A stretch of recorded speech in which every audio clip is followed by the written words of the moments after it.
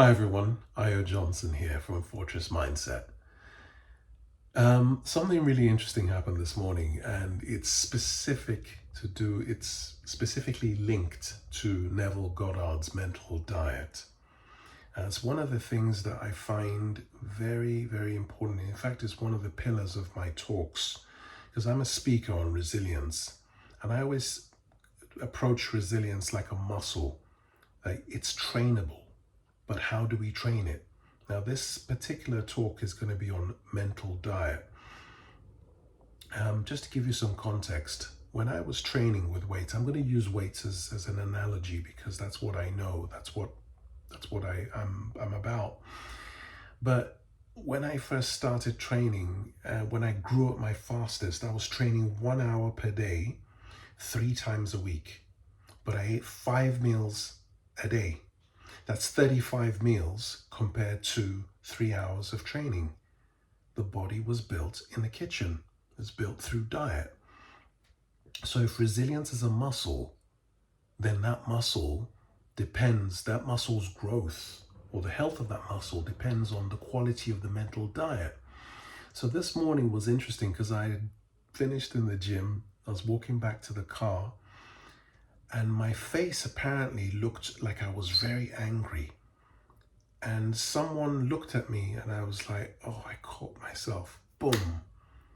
And you won't believe it. I was rehearsing an old argument and projecting what I'll say if I'm going to be in that situation again. And I'm even embarrassed to tell you about how long ago this old argument was. So yeah, it's about catching yourself, not catching yourself in a bad way. No, you've done this or you're fighting. Conscious thinking is not about stopping negative thoughts. It's about catching it, pausing and observing it and asking, is this an old habitual habit? Is this an old habitual cycle? Because when you engage in mental arguments, you feel powerful at the time. Yeah, you feel like, yeah, I'm going to be ready for the next time. But what you're doing is you're unconsciously training yourself to be hyper vigilant, to look for more problems in the future. And you're weakening your resilience because what's happening is you're training yourself to be more reactive.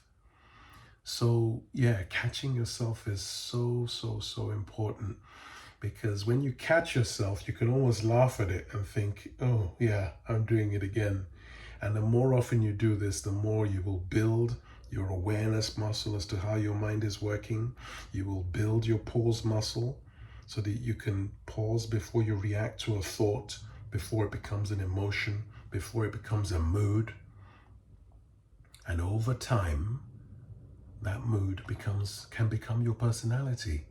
So yeah, I did this unconsciously for decades without realizing it. So that's why I'm building this community of like-minded people who want to seek higher ground in every part of their lives. So yeah, Neville Goddard is a huge inspiration for me, and I'm living it. And when I go unconscious and start rehearsing old stuff, I'm like, boom, I'm doing it again. So it's eventually I'll build up the reflex to know exactly what I'm doing when I'm doing. It's not to say you will not react in the future. You will, but you'll know when it's happening, why it's happening, and then you'll be able to bring yourself back to a place of well-being because your mind has been trained. I hope you found this helpful. If any of you have found yourself doing what I've just described, leave a remark in the comment section. So yeah, click the like and subscribe button to help grow this community. Thank you so much for your time.